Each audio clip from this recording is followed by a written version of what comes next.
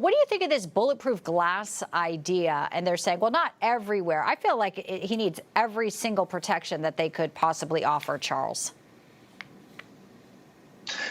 Yeah, well, it's good to see now that the Secret Service is utilizing the tools like the ballistic glass, not just based on title. Historically, these were only provided to the president and vice president that were in office, but now it's being extended to former presidents and other candidates, and that's the way it should be. It should be deployed based on the threat intelligence regarding the specific candidate and deployed as necessary.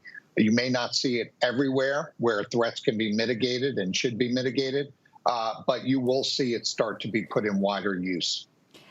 Well, when you have reports like we discussed yesterday, Jonathan, about a Secret Service agent bringing 2 family members and her baby to Asheville and then leaves her post to breastfeed, I mean, you have to wonder if this is even strong enough here. And again, the major concern is now he's going back to Butler, and there's a lot of people out there that you just don't know their intentions, because we've had these wide open borders as well under Kamala Harris, Joe Biden. Right. You know, listen, putting the glass up is it's a barrier. It's like taking a major cut, like I'm talking not like a scratch, like a major slice in your arm, and putting triple antibiotic cream on it. Okay, it's going to do some good, but overall, if you don't clean that area and wrap it and watch it and change that bandage, it's going to continue to fester. And that's the case with the Secret Service now, is that, you know, you can put the ballistic glass up, but if they're not doing their threat assessments properly, and if they're not putting people on the former president and maybe future president that are as tall as him or who are aggressive enough to move him from one point to the next when something occurs, you're going to still have these issues, and the potential of an imminent threat is still going to be there. So that's the overarching problem, is that we're in a crisis scenario right now with these protectees, and they need to improve their overall tactics and awareness. They sure do. J.D. Vance in Milwaukee right now, in Wisconsin, talking to voters. Obviously a big crowd there. He was talking about the tough job that police have under this administration, and we know we've had, calls to defund the police, the district attorneys who are soft on crime. Criminals seem to be, incentivized to break the law, including the illegals here.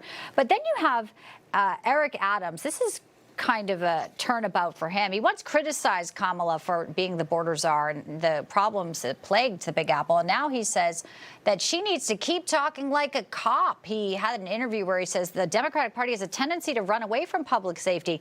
Eric Adams says, I think it's a very attractive criterion and is a very attractive part of your resume. And I think that she's really using that as front and center. And that's really, really impressive. Eric Adams has drunk the Kool-Aid as well, because everyone has to get in line for the woman installed at the top of the ticket. I'll give you each 30 seconds to talk about this. Charles, first to you.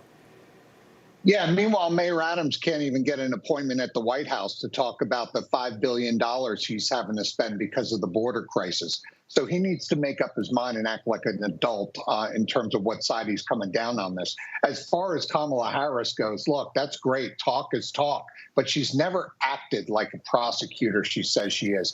She never acts like she's somebody behind law and order. And if you look at every problem that law enforcement has, if you look at the open borders, it's because of the policies and the positions of both Kamala Harris and Tim Walz. Look, they despise law enforcement. They despise law and order. They despise everything that civilized society functions and stands on. I get 10 seconds. Let me give it to Jonathan here. That's right. Burn down police precincts, bail out BLM rioters. 10 seconds to you, Jonathan, the final word.